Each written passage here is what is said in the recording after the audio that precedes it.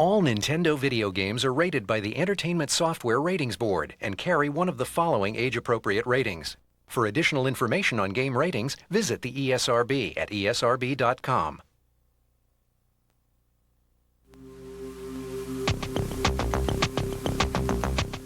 Want some great entertainment this holiday? Head on down to Toys R Us. While you're there, you can check out the great new games coming from Nintendo.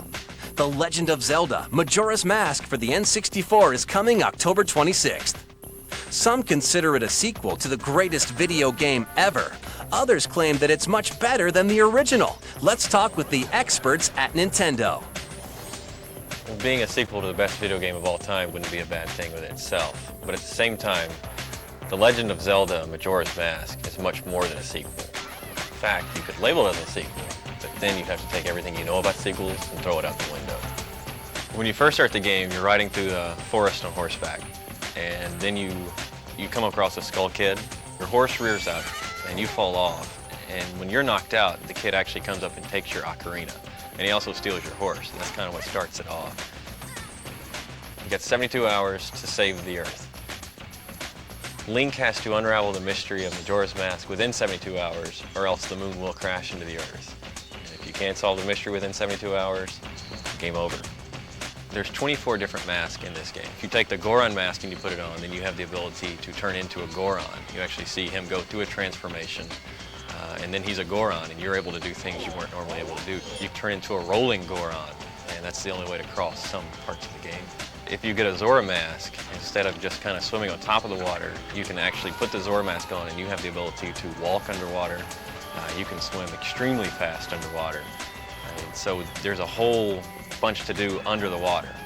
There's entire levels that take place underwater, and the only way you can do it with a Zora mask. And it's pretty graceful to watch him, kind of skim over the surface of the water. One of the things that makes the game really cool is that the whole time the clock is ticking. The moon is getting closer, and you're not going to stop any of that. You have so many things that you have to accomplish to stop this moon from falling. If you mess up even the least little bit on a couple of these things. The Legend of Zelda Majora's Mask requires the expansion pack to work. This game uses the expansion pack in a way that a lot of games haven't really used it yet. The bosses are more detailed. They'll have a higher polygon count. One boss in particular, the jungle boss, one of the first bosses you fight, if you start beating him, then he calls 6 bugs to his rescue, and so you have that many more things on the screen. We hit him a couple more times, then he releases about 300 butterflies into the air that will attack you. It's really incredible to see all that on screen. Everybody's going to love this game. Miyamoto is known for redefining the way games are supposed to be played, and this one's no exception. The Legend of Zelda Majora's Mask, your Link, and the world is waiting on you. Reserve your copy now at Toys R Us with a $10 deposit, and you'll be guaranteed to get a collector's edition gold cartridge with this unique 3D label. If you reserve your copy prior to October 25th, you'll also get $10 off this Toys R Us exclusive gold controller, regularly priced at $29.99, now just $19.99 with this offer. Think that's it? Think again. Check out the sequel to the platinum bestseller Banjo-Kazooie. It's Banjo-Tooie for the N64, coming November 21st. It's an extension of an already great game.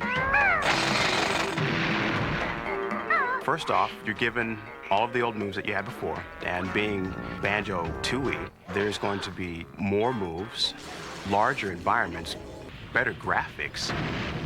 One of the coolest new team moves they have is a level where Banjo whips her out like a shotgun, and it goes immediately into first-person view, and that's how you do the entire level.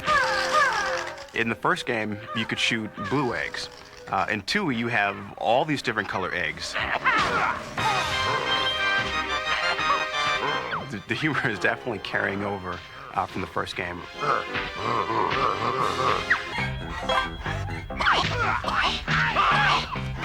Banjo 2 has definitely given me everything that I've ever expected.